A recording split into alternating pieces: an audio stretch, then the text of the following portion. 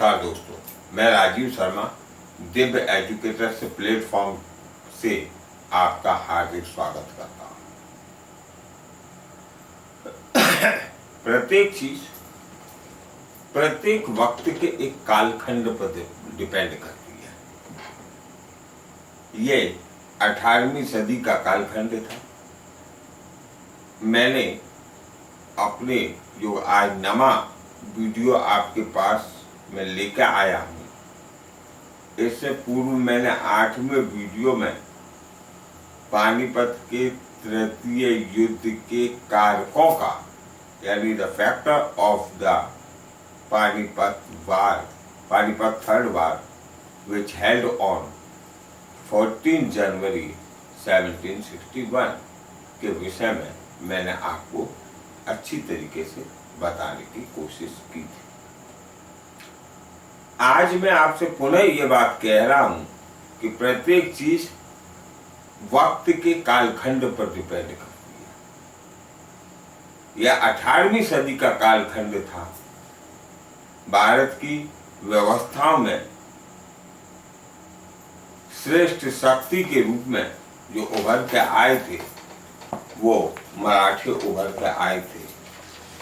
मराठों के अंदर एक जोश था,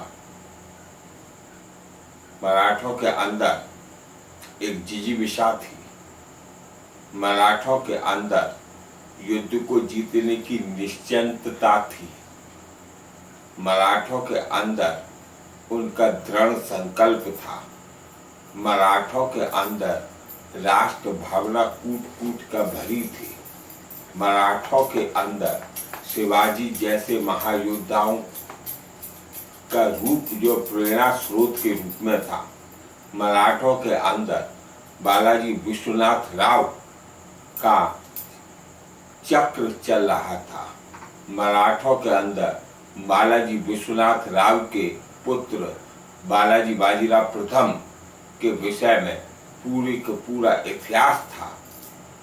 ये सब था जिसने संपूर्ण भारत में श्रेष्ठ शक्ति के रूप में, जो कि औरंगजेब उस समय था मुगलों में, उसको भी चुनौती दी थी। मराठों के विषय में एक बात कही जाती है, जो हटी नहीं वो मराठी नहीं। अतः हम ये सिद्ध कर सकते हैं कि मराठे हटी थे। मराठों ने ग्राउंड स्टेट से एक, यानी शिवाजी क्या थे? शिवाजी एक सरदेश मुख थे और सरदेश मुख से वो महाराष्ट्र तक हुए, यानी उन्होंने ग्राउंड स्टेट से उठकर अपने धरातल से उठकर महाराष्ट्र के पद तक पहुंचने का कार्य किया। ये प्रेरणा स्रोत और कोई नहीं थे, वो शिवाजी थे। शिवाजी के विषय में अभी मैं नहीं आपको बता रहा हूँ, जब मैं शिवाजी को आपको पढ़ाऊंगा तब उनके विषय में बताऊंगा।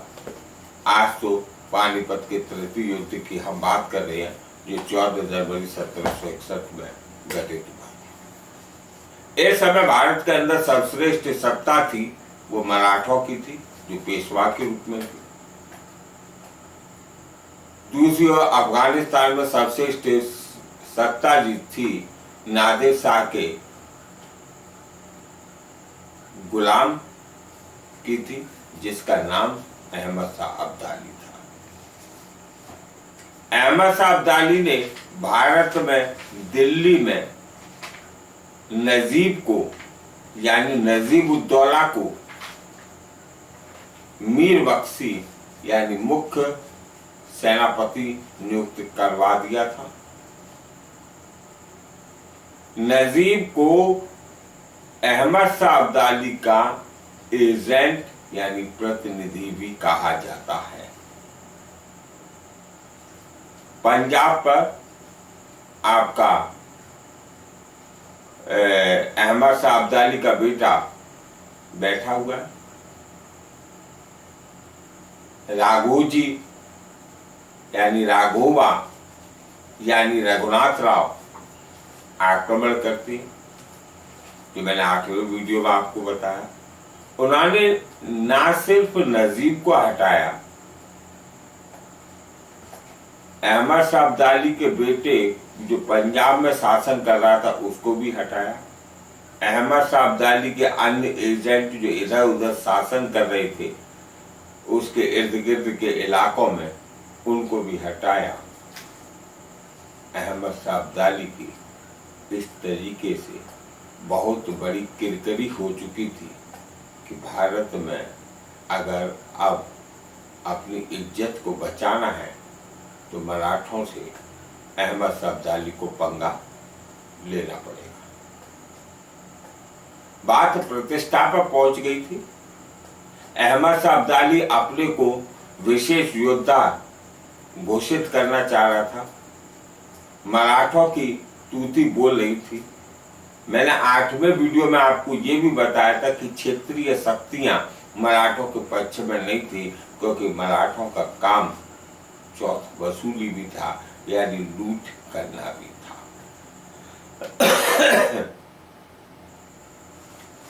पानीपत के तृतीय युद्ध के कारक बन गए। 2 शक्तियां आई, मराठे और अहमद शाह अब्दाली। महाविराट युद्ध हुआ। इसमें यदि मुझसे पूछा जाए तो मैं ये कहूंगा कि मराठों की हार का प्रमुख कारण एक छिपा हुआ भी कारण था।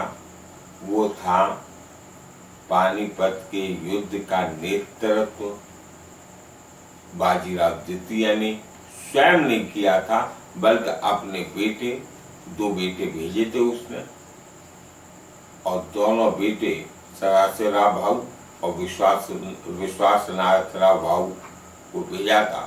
दोनों बेटों ने नेतृत्व संभाला था। दोनों बेटा जो थे उनके वो युवा थे, जोश था, लेकिन थोड़ी सी होश की कमी आ गई थी, जिसकी वजह से पराजय का मुंह देखा।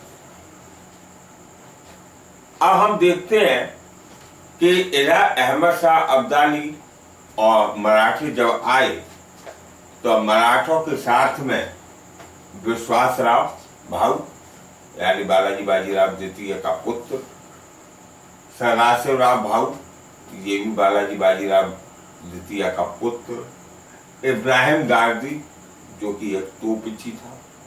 ये विशेष रूप से ध्यान रखिए, ये भारत के पटल पर ही नहीं बल्कि विश्व के पटल पर सबसे बड़ा तोपची के रूप में जाने जाने वाला व्यक्ति था। और जसवंत राव होलकर ये मराठा सरदार थे। इधर अब्दाली के संग में अब्दाली के पिटे हुए एजेंट, जिनमें नजीब का नाम मुख्य रूप से आता है, अब्दाली का बेटा तैमूर शाह जो कि पंजाब के ऊपर शासन कर रहा था, भारत के अंदर शुजाउद्दौला जो कि बक्सर के युद्ध में 1764 ईस्वी में अंग्रेजों से पराजित हुआ था, यह वही शुजाउद्दौला है। हाफिज रहमत खान रोहेलखंड, और रोहेलखंड में थे हाफिज अहमद खान, और हाफिज अहमद खान रोहेलखंड को वर्तमान परिवेश में देखें तो बरेली प्लस बदायूं प्लस फर्रुखाबाद। अगर ज्योग्राफी की दृष्टि से देखें तो फर्रुखाबाद आलुओं के लिए प्रसिद्ध है, तो ये थे। और नजीब उद्दौला जो मीर बख्शी था वो।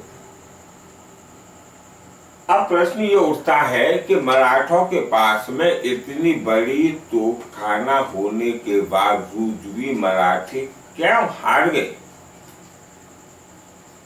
यदि इसका तत्कालिक कारण देखा जाए तो मराठों के पास में भारी भरकम तोप होने के बाद भी मराठा हारे, तो उसके पीछे एक छिपा हुआ कारण और था। वो था अहमद शाह अब्दाली की सेना में शामिल ऊंट वाली तोपें। हल्की तोपें थी, ऊंट भी शरीर में हाथी की अपेक्षा हल्का फुल्का होता है। इसकी तोपें ऊंट पर बैठकर चारों तरफ घूम सकती थी। यद्यपि मराठों की सेना में ऐसा नहीं था। मराठों की सेना पर हाथी पर तोपें बनी थी जो एक तरफा वार करती थी, एक तरफ ही युद्ध का संचालन करती थी, एक तरफ ही तहस नहस करती थी। और अब्दाली की तोपें ऊंट पर चारों तरफ घूमकर चारों तरफ आक्रमण करने में सक्षम थी। हुआ यह कि अब्दाली की तोपों ने, ऊंट वाली तोपों ने जैसे आक्रमण किया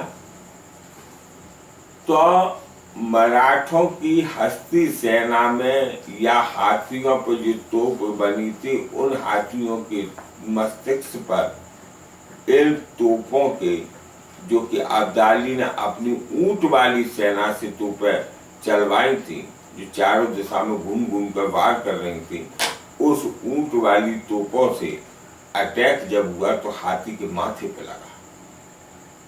अब हाथी एक ऐसा जीव है जो कि भूल जाता है फिर उसको चोट लगते ही कि अपना कौन और पराया कौन। हाथी ने ही मराठों की सेना को अपने पैरों तले कुचल दिया।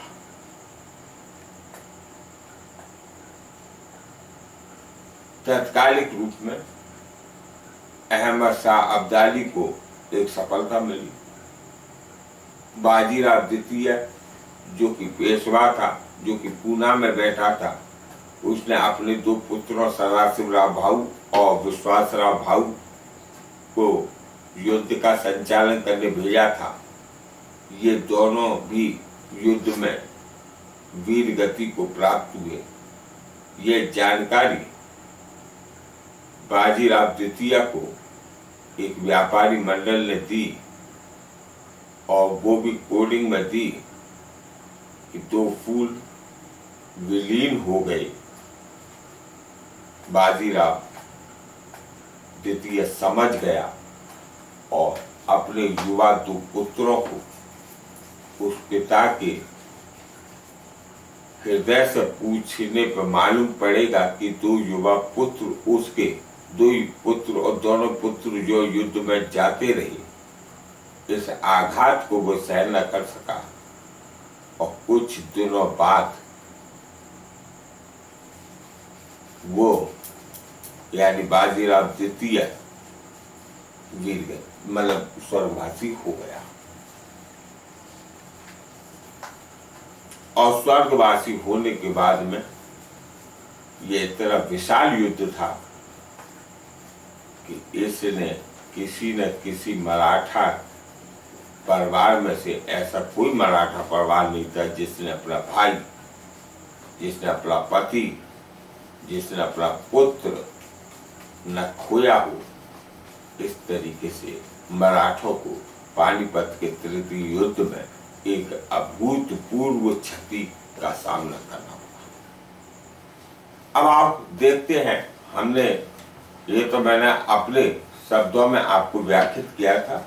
अब नोट्स की दृष्टि से आप देखें, हमने लिखा है कि पानीपत के तृतीय युद्ध जो कि 14 जनवरी 1761 में हुआ था, दो शक्तियां थी, मराठा और अफगान। अफगान में अहमद शाह अब्दाली और उसके समर्थक थे और मराठों में विश्वासराव भाऊ, बाजीराव द्वितीय का पुत्र, सदाशिवराव भाऊ, ये भी बाजीराव द्वितीय का पुत्र, इब्राहिम गांधी, प्रसिद्ध तोपची और जसवंतराव होलकर मराठा सरदार। इधर अफगानों में अहमद शाह अब्दाली, उसके समर्थक कौन कौन थे? जब राघोबा यानी रघुनाथ राव से पिता और भागा तैमूर शाह, पंजाब अहमद शाह अब्दाली का बेटा, सुजाउद्दौला निकम्मा नंबर 1, या अंग्रेजों से 1764 में बक्सर के युद्ध में हारा था, अवध का नवाब था।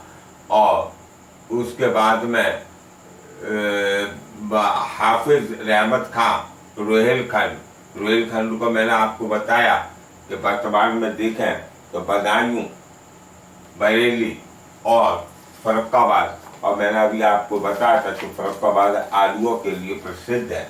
और नजीबुद्दौला जो कि मीर बख्शी था दिल्ली में और अहमद शाह अब्दाली का एजेंट था।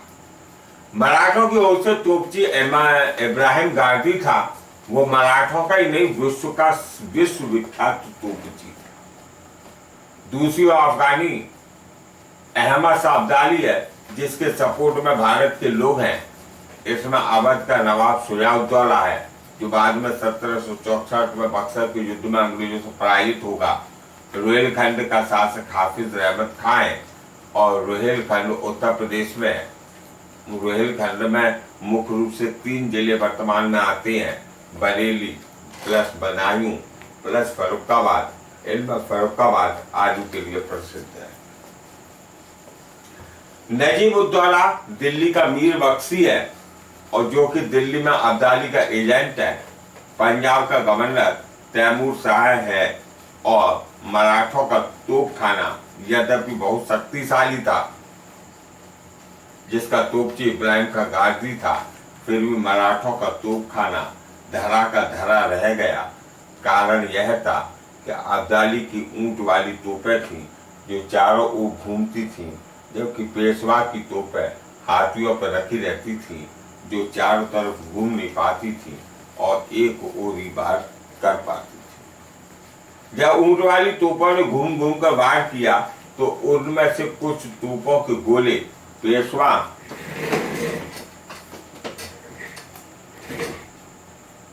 की हस्ती सेना के मस्तिष्क पर लगे और हाथी अपना पराया भूल गए और हाथियों ने पेशवा की सेना को ही कुचल डाला। युद्ध के मैदान में पेशवा के 2 पुत्र सरासराव भाऊ और विश्वासराव भाऊ गए थे। पर पेशवा बाजीराव द्वितीय, अभी मैंने आपको बताया था कि पूना में ही था। पानीपत के तृतीय युद्ध में पेशवा के दोनों पुत्र स्वर्गवासी हो गए और इस बात की सूचना पेशवा बाजीराव द्वितीय को एक व्यापारी ने इस प्रकार कोडिंग में दी कि युद्ध में 2 मोती विलीन हो गए। पेशवा बाजीराव द्वितीय इस सदमे को बर्दाश्त नहीं कर सका और कुछ समय के बाद 1761 ईस्वी में बाजीराव द्वितीय का स्वर्गवास हो गया। पानीपत के युद्ध पर विद्वानों के कथन, कुछ विद्वानों के कथन जो इम्पोर्टेंट है वो मैंने दी है, उन्हें देख लीजिए आप। डायरेक्ट क्वेश्चंस में ये कथन भी पूछ लेता है कि मराठा शक्ति चूर चूर हो गई। ये सिडनी ओवन साहब ने कहा है।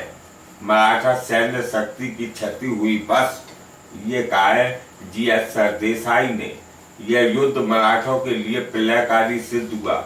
ये इतिहास का काशीनाथ पंडित हैं, इन्होंने कहा है इस युद्ध में यह निश्चित नहीं किया कि भारत में कौन शासन करेगा, बल्कि यह निश्चित कर दिया कि भारत पर कौन शासन नहीं करेगा। यानी पहले लोगों के मन में यह था कि मराठी भारत पर शासन करेंगे, लेकिन इस युद्ध के बाद जो कि 14 जनवरी 1761 में पानीपत के तृतीय युद्ध में हुआ, इसके बाद यह सिद्ध हो गया कि भारत में मराठी शासन नहीं करेंगे।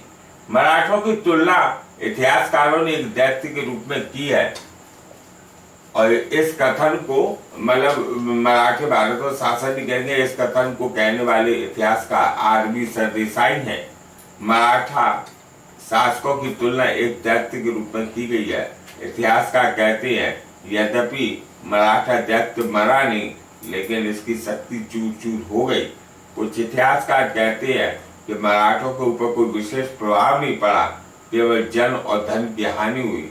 फिर भी काफी दिनों तक मराठा साम्राज्य सोया रहा और जब ये आंख जागा, जब इसने अपनी आंखें खोली तो पाया कि सामने इसके सम्मुख यानी मराठों के सम्मुख अहमद शाह अब्दाली नहीं बल्कि अंग्रेज थे और अंग्रेज वास्तविकता में अंग्रेजों से युद्ध जीतना मराठों के लिए बड़ा मुश्किल काम था। आज आपने पानीपत के तृतीय युद्ध को जाना, इसकी मैकेनिज्म को समझने का प्रयास किया, विभिन्न इतिहासकारों के मैंने कथनों को बताया।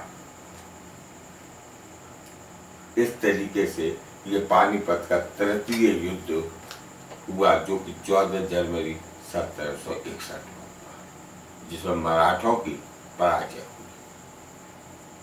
कल हम बाजीराव द्वितीय की मृत्यु के बाद माधवराव पेशवा के रूप में आएंगे, उनके विषय में बताएंगे। यदि आपको मेरा वीडियो अच्छा लगा तो लाइक कीजिए, सब्सक्राइब कीजिए, शेयर कीजिए। तब तक के लिए जय हिंद।